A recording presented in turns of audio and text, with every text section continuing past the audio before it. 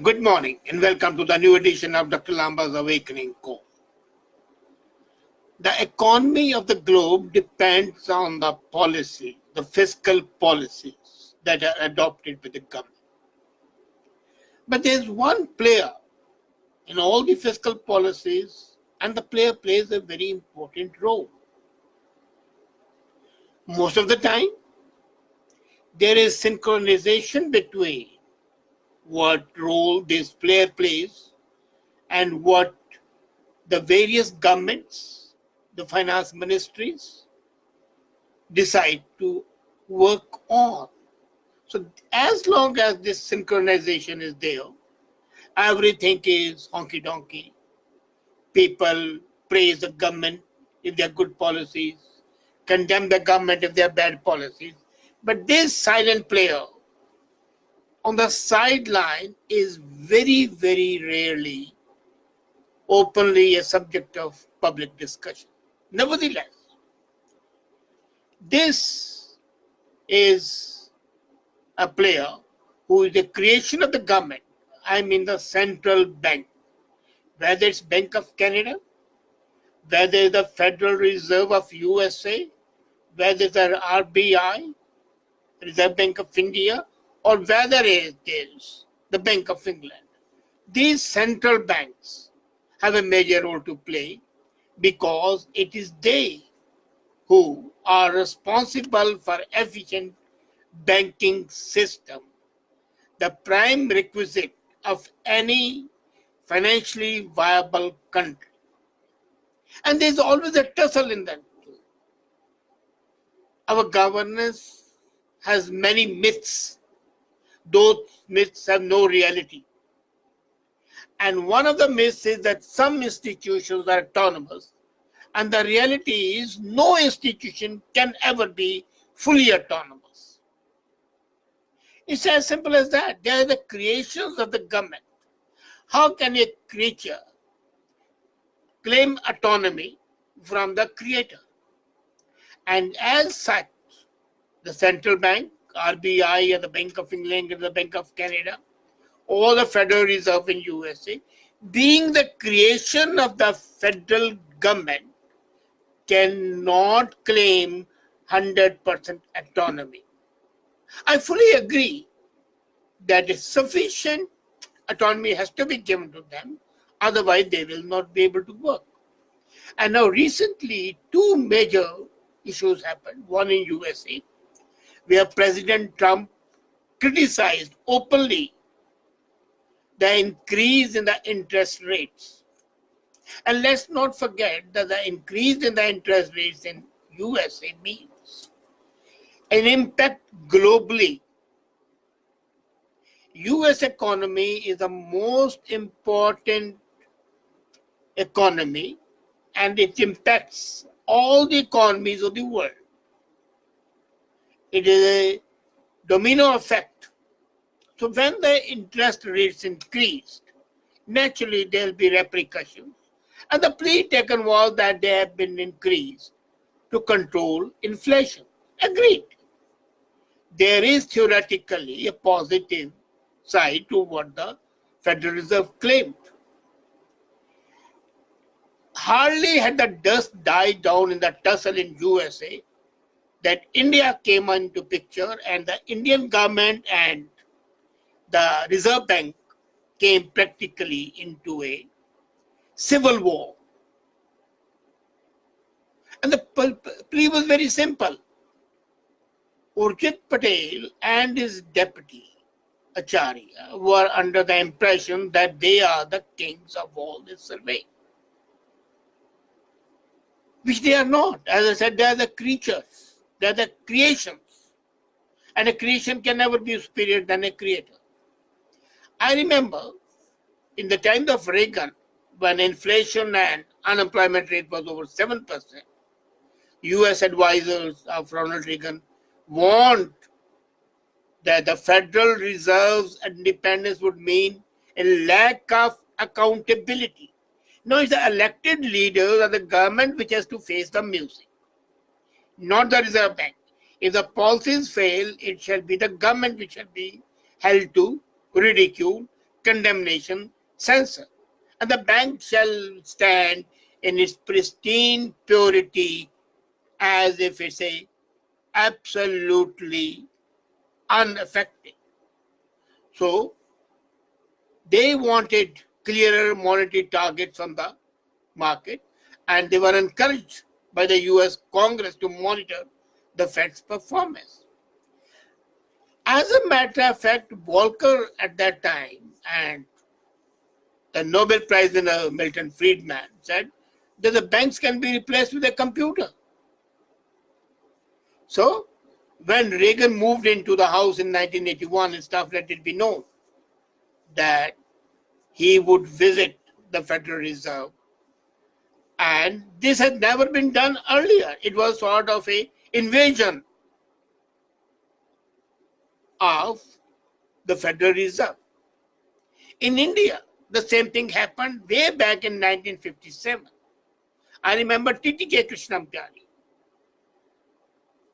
wanted some action and the Reserve Bank resisted it.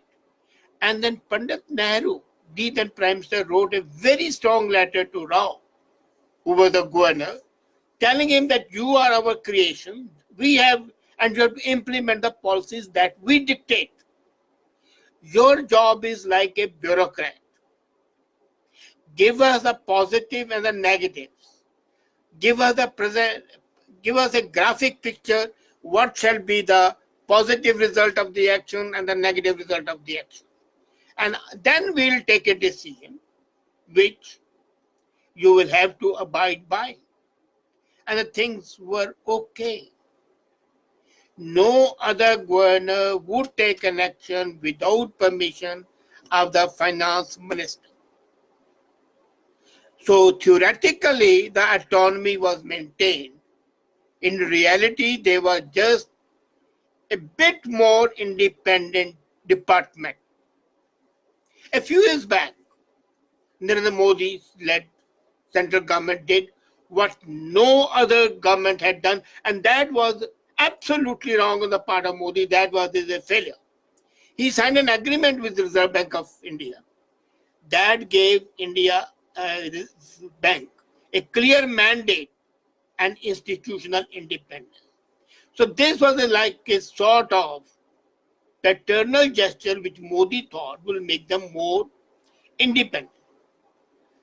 And according to this agreement, RBI was primarily only concerned with controlling consumer inflation. Nothing would matter more than it set the interest rate. So this was precisely what the bank is supposed to do. And the note clearly stated that the state of the rupee, demonetization, employment market, cost of the government of borrowing the funds would not be a matter of concern of RBI, and the cost of borrowing by the government, even if it had resulted in inflation, was no concern of RBI. So where we do go from there? A Cold War, as I said, has broken out between Mint Street in Mumbai and New Delhi. So when the Deputy Governor Viracharya said that government is interfering in the independence, he was mistaken. Acharya is an appointee. And who appointed him? The government. How can an employee ever say that he is fully independent as an employer? There's always a red line which he is not supposed to cross, and he's crossed that. Now, the main issue is that RBI has in its kitty its own money, which it should be given to the government. That's the government which is saying. I'm not going into the positive or the negative aspects of the government. Like all central banks, RBI has a large amount of cash in reserve. It makes profit from the interest, from the money it gives to the bank. And normally some of the profit is transferred to the government. Just part of it, not all. As in railways, some money is transferred to the government. And as a matter of fact, the total amount transferred is about 60,000 crores.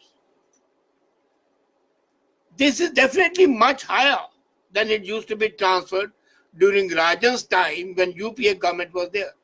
But it's not sufficient. So what happened? Government wanted 3.6 lakh crores and Reserve Bank was willing to give just 60 crores. It didn't want to give it.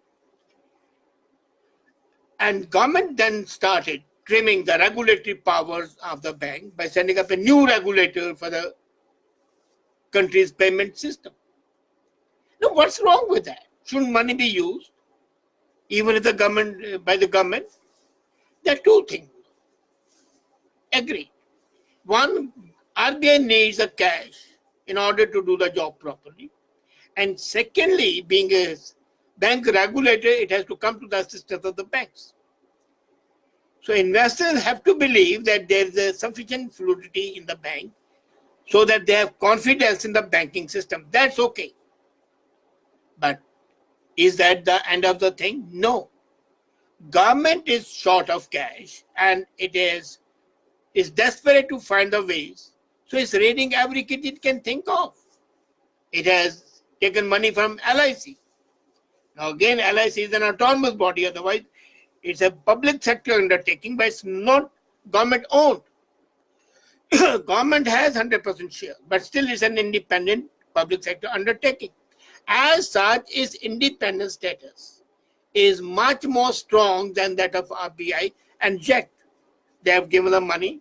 So has IDBI, the most troubled bank in India. And what about Air India? They have been continuously sick. But till they were sick, they were giving 3.3% of the money to the government. Now, publics, there are two issues major. As a banking regulator, it has to help private banks. But then there is one anomaly. RBI has not that sort of authority on the public sector banks which it has on the private banks. So, here is a solution to the problem. Let RBI be given full powers to restrain public sector banks, change their boards, and revoke their licenses freely like it can do with the private banks. Immediately, the liquidity would increase, and that liquidity can be transferred to the central kitty. Now, Urjit Patel, when he was appointed the governor of RBI, was aware. And he was a man who recommended demonetization for which the government was held responsible. Now imagine it. An action has been taken by the government on the recommendation of the Reserve Bank. But the Reserve Bank comes out of it scot-free, untarnished, uncensored, uncondemned. Perfectly okay. But clearly it may be that he is a Modi appointee. And if he resists the orders, then the Section 7 can be there. Now, what is Section 7? Section 7 is very clear. No government has ever done it, but this government might have to do it in case the bank does not come to its senses. That under Section 7, the government can order it to take necessary corrective steps as per the requirement of the Finance Ministry. So here's the government failure both on the part of the government and on the RBI. RBI forgets that it's a creation of the government. Government forgets that it made a wrong move, absolutely, if not a stupid move, in signing that agreement. You do not sign an agreement with a junior, giving him full powers and then say, okay, you carry out our dictates. So the only thing is that the government has to ensure that RBI is given more powers so that it can enhance its liquidity, and at the same time, the governance of the RBI should be the way governance is here. As a matter of fact, there has to be a coordination in the Finance Ministry and the Reserve Bank And that was very much there in the times of Indira Gandhi. That was very much there in the times of Nehru. And slowly and steadily, Reserve Bank became very, very independent, depending on the governor. People like Rajan were independent. Like Manmohan Singh, they were under the thumb of the government. So, let's not forget that these banks are crucial to the economic health of the country. But they cannot be given unrestrained powers. Power corrupts, and absolute power corrupts absolutely. If that's true of the politicians, that's equally true of the federal banks like Federal Reserve of US or the Reserve Bank of India. These banks have to realize one factor, that it's the government which is held responsible for any failure, not the banks. So their job is to give a clear picture to the executive and to the legislature. In case you take this action, this would be the result. So that they are real advisors rather than implementers. And once the decision has been taken, then it's their bounden duty to implement it without question. That is the way economic health of the country can be maintained. That is the only way that we can have a harmonious working between these two important institutions, the government, executive, and the federal bank. Thank you.